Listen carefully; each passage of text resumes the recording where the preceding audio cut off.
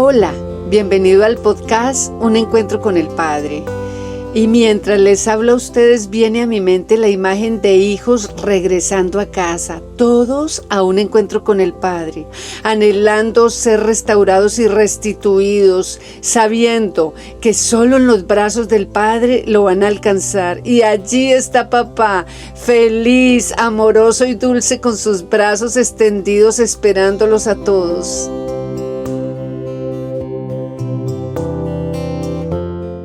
Y vi un gran trono blanco y al que estaba sentado en él. De su presencia huyeron la tierra y el cielo, sin dejar rastro alguno.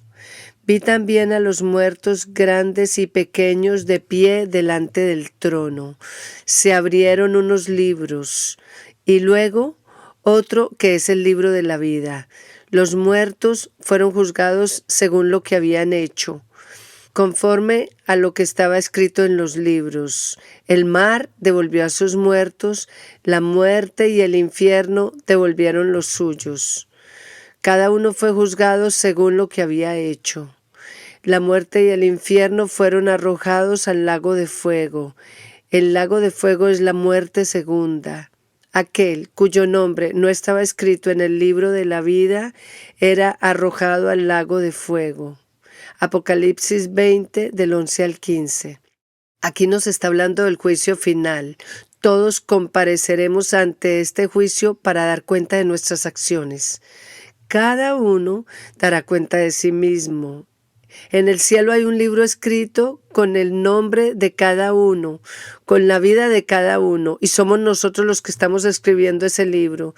De manera que Dios, por medio de Jesucristo, juzgará los secretos de toda persona. El juicio de Dios se basa en la verdad y Él pagará a cada uno según lo que merezcan sus obras. Nos juzgará con un juicio justo. Pero cuando dice obras, ¿a qué se refiere? La traducción en el hebreo nos está diciendo que obras significa acciones y comportamientos en la vida, y se expresan en la forma como vivimos y como tratamos a los demás. Bueno, de acuerdo con este pasaje, es muy claro que vamos a tener que enfrentar un juicio, pero ¿quién está ejecutando ese juicio? Dios. Así que es necesario detenernos a pensar qué o quién es el objeto de nuestra fe. La palabra de Dios dice en Hebreos: pero sin fe es imposible agradar a Dios, porque es necesario que el que se acerque a Dios crea que le hay y que es galardonador de los que le buscan. Así que para que nuestra fe tenga un sentido, la tenemos que poner en Dios. En el episodio anterior vimos cómo definitivamente necesitamos ser salvados. Nosotros mismos no nos podemos salvar. ¿Qué significa la palabra salvación? Viene de un término en hebreo que significa seguro. Salvar, es decir, liberar o proteger. Puede ser literal o figurativamente. También sanar, preservar, hacer el bien y estar completo. Esto lo puede hacer solo Dios en nuestra vida. No podemos hacerlo nosotros porque tenemos una naturaleza de pecado que traemos desde el primer hombre y la primera mujer, de manera que los seres humanos tendemos al mal. No podemos entrar a un cielo limpio cuando llevamos maldad en el corazón. Pero así que Dios, entendiendo que el hombre no tenía opción para ser salvado por sí mismo, envió a su Hijo Jesús al mundo para que todo aquel que en él crea no se pierda, mas tenga vida eterna. Así que Jesús no solo vino a predicar el evangelio del amor de Dios y la necesidad de reconciliarse con él, sino que vino a entregarlo todo por amor, entre eso su vida. Él conocía claramente que todos estábamos destituidos de la gloria de Dios por el pecado, así que nosotros mismos no nos podíamos acercar al Padre por mucho esfuerzo que hiciéramos si Jesús no viene a rescatarnos. ¿Cuál fue el hecho más grandioso que Jesús hizo por nosotros? Nos redimió, nos sacó de varias cosas, Pero primero vamos a ver el significado de la palabra redención. En hebreo, esta palabra nos da la idea de rescatar, redimir o liberar mediante el pago de un precio. Y en griego es liberación mediante el pago de un rescate, liberación de pecado o ser liberado de la esclavitud. Esto nos está hablando de la obra redentora a través de su Hijo Jesucristo. ¿Qué nos quiere decir todo esto? Que Jesús vino y pagó nuestra deuda por el pecado, la cual teníamos que pagar nosotros mismos, y su consecuencia era el castigo eterno. Pero Él decidió pagarla por mí y recibir la consecuencia Él. Esta misma explicación está plasmada en el primer libro de las Crónicas de Narnia, de C.S. Lewis, donde Aslan, el león, se sacrifica por Edmund porque cree que es la única forma de expiar la traición de Edmund hacia sus hermanos y al reino de Narnia. Así que Jesús vino de la misma forma y cargó en la cruz el pecado de todos nosotros. Isaías 53 nos dice: mas él herido fue por nuestras rebeliones, molido por nuestros pecados.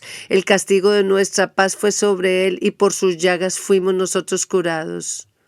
Él cargó sobre sí la maldad de toda la raza humana y cumplió la sentencia que teníamos que pagar nosotros. Él tuvo que pagar en el infierno por nuestro pecado. De hecho, cuando murió fue derecho al infierno a pagar esa sentencia. Pero el infierno no lo pudo retener, porque aunque llevaba todo nuestro pecado sobre sí, en él no había pecado. Él era santo. Así que resucitó y está vivo. La decisión de ir a la cruz, Él mismo la tomó, porque en la palabra de Dios Él dice: nadie me quita mi vida, sino que yo mismo la pongo y la volveré a tomar. Él mismo sabía que el infierno no lo podía retener, sabía que las tinieblas no podrían detenerlo en el infierno. Pero tenía que tomarse ese trago amargo sobre el cual clamaba con angustia en Getsemaní. En el monte, antes de que fuera apresado, él rogaba a Dios: Padre, si quieres, aparta de mí esta copa.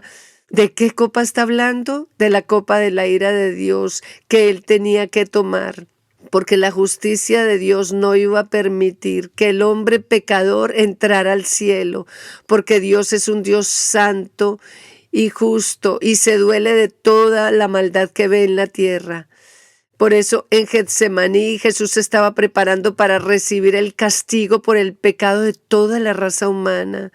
Tal era la angustia que sentía, que dice la palabra que hasta gotas de sangre caían de su rostro mientras clamaba con desespero al Padre. Él sabía que tenía que llevar encima de él los miles de pecados del hombre, el odio, la venganza, el asesinato, la ira, tantas cosas que tenemos los seres humanos, de manera que Jesús murió en nuestro lugar y fue al infierno a pagar nuestra sentencia. ¿Cuál otro Dios de todos los que los hombres se han inventado ha sido capaz de hacer lo que Jesús hizo por nosotros? ¿De qué otro Dios podemos decir que resucitó y está vivo y está atento a todas las necesidades de los humanos y está sentado a la derecha del Padre intercediendo por nosotros como Jesús? ¿Qué otro Dios dice a sus seguidores que amen a sus enemigos y también a los que los ultrajan y los persiguen? ¿Qué cosas incluyó la redención que Jesús hizo por nosotros? Primero, nos redimió del pecado. En el libro de Primera de Pedro nos dice: sabiendo que habéis sido rescatados de vuestra vana manera de vivir, la cual recibisteis de vuestros padres, con la sangre preciosa de Jesucristo, como de un cordero sin mancha y sin contaminación. Él fue el cordero inmolado de Dios santo y perfecto que se presentó por nosotros para limpiar nuestros pecados. ¿Con qué? Con su sangre. Efesios nos dice que tenemos redención en Él mediante su sangre, la sangre de Cristo, que trae el perdón de nuestros pecados. En el libro de Isaías dice, Él ha deshecho como una nube tus rebeliones y como niebla tus pecados. Vuélvete a mí porque yo te he redimido. Y esta redención, de acuerdo con nuestros pecados, se hace efectiva con el arrepentimiento. Es algo que recibimos por fe, pero también tenemos que reconocer que hemos pecado y arrepentirnos delante de Dios. La palabra de Dios dice también, si confiesas tus pecados, Él es fiel y justo, Jesús, para perdonar tus pecados y limpiarte de toda maldad. Y también dice, el que se arrepiente y se aparta alcanzará misericordia. Necesitamos reconocer todo lo malo que hemos hecho y confesarlo y cambiar la dirección de nuestro camino. Tenemos que ir por otro lugar. Lo segundo de lo que Jesús nos redimió fue de la maldición de la ley. En Gálatas nos dice que Cristo nos redimió de la maldición de la ley, hecho por nosotros maldición, porque escrito está, maldito es todo aquel que es colgado en un madero. La ley mosaica había determinado que eran malditos todos aquellos que eran ejecutados en la cruz. La maldición de la ley se relaciona con las consecuencias negativas y el castigo que la ley mosaica ponía a aquellos que no la cumplían perfectamente. En el contexto del Antiguo Testamento, la ley dada por Moisés incluía una serie de mandamientos y requisitos que los israelitas debían seguir. Sin embargo, debido a la naturaleza pecaminosa, ellos no podían cumplirla. En este versículo, Pablo está argumentando que Cristo asumió la maldición al ser crucificado en un madero, en nuestro lugar, tomando en sí mismo el castigo que merecíamos nosotros por no cumplir perfectamente la ley. Tercero, nos libró también de la naturaleza pecaminosa. Esta, según la Biblia, se refiere a la tendencia o inclinación hacia el pecado. Todo ser humano tiene como consecuencia la desobediencia del primer hombre y la primera mujer, Adán y Eva, desde el jardín del Edén. El pecado entró en el mundo a través de la caída de ellos. El libro de Romanos dice, así como el pecado entró al mundo por un hombre, por el pecado la muerte, así la muerte pasó a todos los hombres. Por cuanto todos pecaron, están destituidos de la gloria de Dios. Esa naturaleza pecaminosa es heredada. Todos los hombres venimos con una inclinación hacia el pecado. Ella afecta todos los aspectos de la vida humana. El apóstol Pablo en Romanos nos dice, lo que hago no lo entiendo, pues no hago lo que quiero, sino lo que no quiero. Lo que aborrezco, eso hago, y lo que no quiero, eso hago. Apruebo que la ley es buena, sino que quien hace eso es el pecado que mora en mí. Yo sé que en mi carne no mora el bien. Querer el bien está en mí, pero no el hacerlo, porque no hago el bien que quiero, sino el mal que no quiero. Y si hago lo que no quiero, ya no lo hago yo, sino el pecado que mora en mí. También nos dice, sabemos que nuestra vieja naturaleza fue crucificada para que nuestro cuerpo pecaminoso perdiera su poder, de modo que ya no siguiéramos siendo esclavos del pecado. Jesús nos liberó con su redención de la esclavitud del pecado y es la forma como vamos a ser librados de esta naturaleza pecaminosa. Es morir con Cristo, porque el que muere ha sido liberado del pecado, o sea, identificarnos con Él en su muerte, porque también viviremos con Él. Al morir con Cristo, morimos al pecado, a esa naturaleza pecaminosa, y esto es algo que se recibe por fe. El cuarto punto, en los Salmos dice que nos redimió de nuestros enemigos y en Colosenses dice que nos libró del dominio de la oscuridad y nos trasladó al reino de su amado Hijo, en quien tenemos redención, el perdón de pecados. En el momento en que Adán y Eva pecaron y empezaron a hacer lo bueno y lo malo, cayeron en una oscuridad espiritual o muerte espiritual, total separación de Dios. ¿Y quién controlaba las tinieblas, la oscuridad? Satanás. En Efesios dice, Jesús os dio vida a vosotros cuando habíais muerto en vuestros delitos y pecados, en los cuales anduvisteis en otro tiempo, siguiendo la corriente de este mundo, conforme al príncipe de la potestad del aire, o sea, Satanás, el espíritu que ahora opera en los hijos de desobediencia, entre los cuales también nosotros vivíamos en otro tiempo, en los deseos de nuestra carne, haciendo la voluntad de la carne y los pensamientos, y éramos por naturaleza hijos de ira, lo mismo que los demás. Pero Dios, que rico en misericordia, por su gran amor con el que nos amó, aun estando nosotros muertos en pecado, nos dio vida juntamente con Cristo. Por gracia sois salvos. Juntamente con Él nos resucitó y asimismo nos hizo sentar con Él en los lugares celestiales. ¿Qué nos está diciendo aquí? Que nos arrebató del control que Satanás tenía sobre nosotros. Ahora, Jesús es nuestro Señor. Nuestra vida depende de Él. Satanás no nos puede tocar. Solo si nos quiere tocar tiene que pedirle permiso a Dios porque ya no estamos bajo su control. Y Jesús nos dio autoridad, la que Él ganó con su muerte y resurrección, para que nos defendamos ante las obras de las tinieblas que quieran hacernos daño. Él ganó con su resurrección esas armas con las cuales nos podemos enfrentar a toda obra de las tinieblas. Él había cegado, Satanás, nuestro entendimiento para que no nos resplandeciera la luz del Evangelio y tenernos esclavos de la muerte y del pecado. Así que ahora somos libres. ¿Qué nos dio Dios con Jesús? Vida. ¿Y qué nos ofrece? Vida eterna. Recordando el juicio ante el gran trono blanco, solo se salvaron aquellos que estaban escritos en el libro de la vida. Así que depende de ti si quieres salir de esta oscuridad espiritual en la que has estado cautivo hace tanto tiempo. Todo esto lo recibimos por fe, y la razón más hermosa por la cual fuimos redimidos, según Apocalipsis, cuando dice: y cantaban un cántico nuevo diciendo: digno eres de tomar el libro y abrir sus sellos, porque tú fuiste inmolado y con tu sangre nos has redimido para Dios de todo linaje, lengua, pueblo y nación. ¿Para quién nos ha redimido? Para Dios.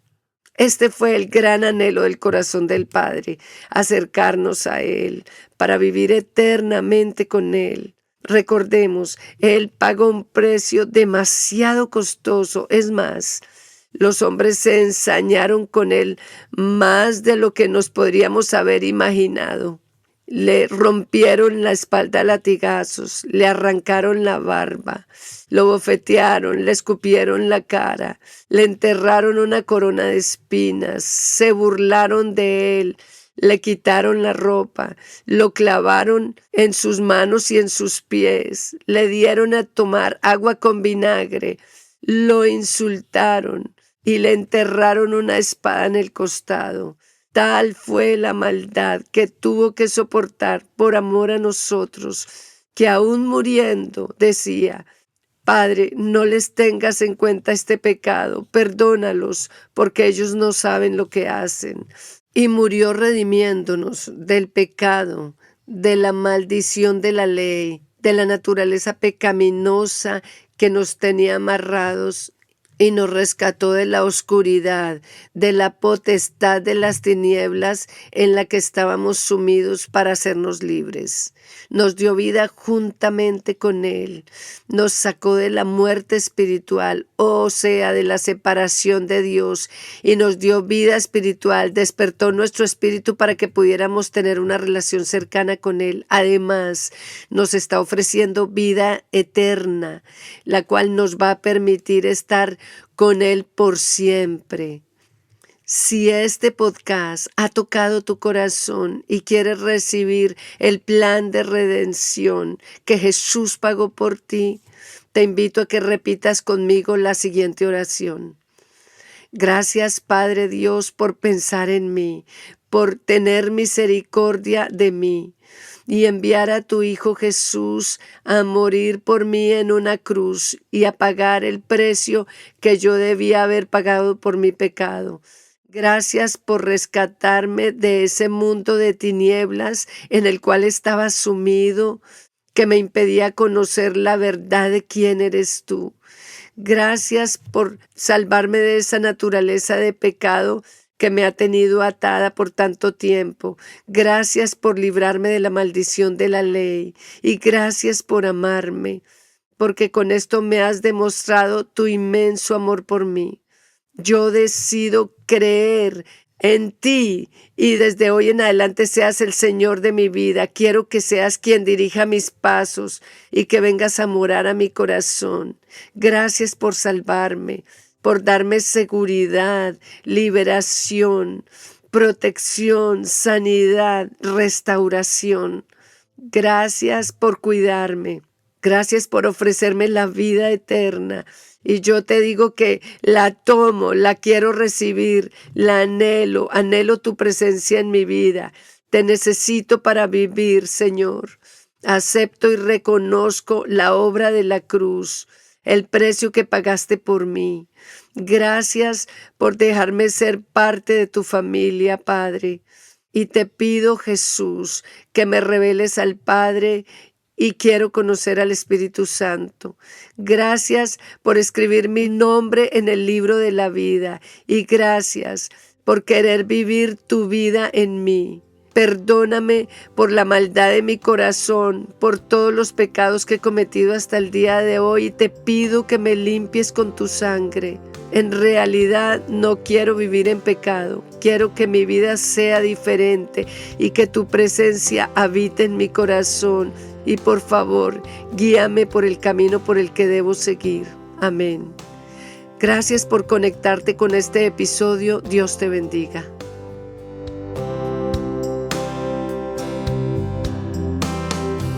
Si quieres comunicarte con nosotros, escríbenos a unencuentroconelpadre@gmail.com. Dios te bendiga.